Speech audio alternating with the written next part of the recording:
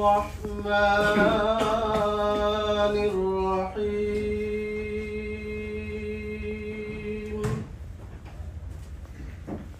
سنة من قد أرسل এই পর্যায়ে সংক্ষিপ্ত বক্তব্য নিয়ে আসার জন্য আমি বিনীত অনুরোধ জানাচ্ছি।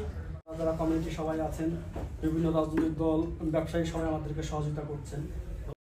এই পর্তুগাল বাংলা প্রেস ক্লাব গঠিত হয়েছে। আমরা চেষ্টা করি আমাদের কমিউনিটি, আমাদের বাংলাদেশের যারা আসলে পর্তুগাল বাংলা প্রেস ক্লাব বা সাংবাদিক হচ্ছে আমাদের সমাজের দর্পণ। উপস্থিত আমাদের বাংলাদেশ কমিউনিটির ব্যক্তিত্ব জনাব রানা তসলিমউদ্দিন সাহেব, এছাড়া উপস্থিত বাংলা কমিউনিটির সর্বস্তরের ব্যক্তিবর্গ এবং প্রবাসী বাংলাদেশী বৃন্দ, আমার বক্তব্যের শুরুতেই আপনাদের সকলকে জানাচ্ছি আন্তরিক শুভেচ্ছা। পথ চলা বর্তমান পর্তুগাল বাংলা প্রেস ক্লাবের সম্মানিত সভাপতি জনাব রনি মোহাম্মদ ভাই এবং মঞ্চে উপবিষ্ট বাংলাদেশ কমিউনিটির প্রবীণ ব্যক্তিত্ব রানা তসলিমউদ্দিন ভাই। প্রিয় প্রবাসী ভাইরা, আপনারা সকলেই জানেন পর্তুগাল বাংলা প্রেস ক্লাব পর্তুগালে একমাত্র অরাজনৈতিক সংগঠন, যেই সংগঠনে প্রবাসী বাংলাদেশিরা বিভিন্ন তথ্য এবং বিভিন্ন রকমের সেবা পেয়ে থাকে। বিশেষ করে করোনাকালীন সময়েও এবং করোনা পরবর্তীতে বিগত দিনে যখন পর্তুগালে দাবানল হয়েছিল, তখনও পর্তুগাল বাংলা প্রেস ক্লাব একটি মুনাফাভোগী সংগঠন হয়েও তারা পর্তুগিজদেরও বিভিন্ন হেল্প করেছে। সুতরাং এই পর্তুগাল বাংলা প্রেস ক্লাব বিগত দিনের ন্যায় আগামী দিনেও এই আজকের যে ইফতার মাহফিল, বিভিন্ন রাজনৈতিক সংগঠনের বিভিন্ন ইফতার মাহফিল হয়। শাহরুর রমাদান আল্লাযী উনজিলা ফিল কুরআন হুদাল লিন-নাস ওয়া বায়িনাতিন মিনাল হুদা ওয়াল ফুরকান। আমি এই পবিত্র মাসে এই কোরআনকে পৃথিবীর মানুষের জন্য নাজিল করেছি।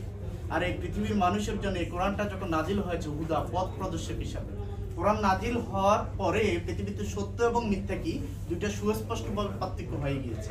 আর Portugal press club Bangla press club, আমি মনে করি ওনাদের লেখনের মাধ্যমে সত্যকে সত্য হিসাবে ওনারা তুলে ধরেন এবং মিথ্যাকে মিথ্যে হিসাবে জাতির সামনে উপস্থাপন করেন, এবং ওনাদের এই কাজটা কোরআনেরই কাজ।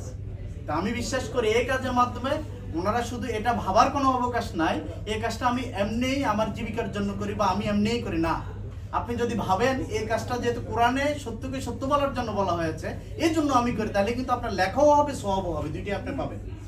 আর মিথ্যাকে মিথ্যে হিসেবে যদি আপনি উপস্থাপন করতে পারেন, পৃথিবীতে আমরা থাকবো না, কিন্তু একদিন আপনার এই কলমের কালি এগুলো কথা বলবে।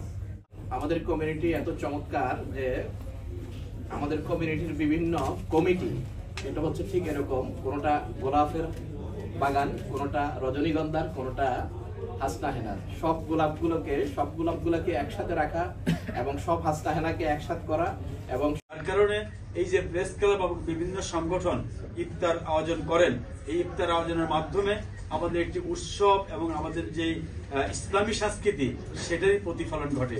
আমি মনে করি এটা অব্যাহত থাকা উচিত, এবং আমরা সেই সর্বপ্রথম চালু করেছিলাম এটা বহু আগে, সেই 97-এর দিকে। আমরা যেন দেশের ঐতিহ্য ধরে রাখতে পারি, দেশকে এমনভাবে মর্যাদাপূর্ণ সমুন্নত রাখতে পারি যাতে আমাদের যেটা একটু আগে বললেন যে প্রোপাগান্ডা, সেই প্রোপাগান্ডা ছড়ানোর মতো যেন কোনো কিছুই না হয়।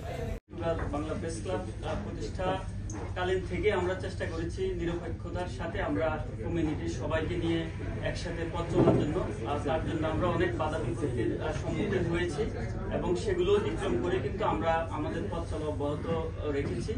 আপনাকে ধন্যবাদ জানাচ্ছি আজকে আমাদের এই পর্তুগাল বাংলা প্রেস ক্লাবে ইফতার মাহফিলে যোগদানের জন্য। শুধু আমি কথা বলাবো, যেহেতু ইফতার সময় হয়ে গেছে, শুধু একটি কথা বলবো, পর্তুগাল বাংলা প্রেস ক্লাব প্রতিষ্ঠিত হয়েছে ভয়েস অফ পর্তুগাল বাংলাদেশ কমিউনিটির জন্য।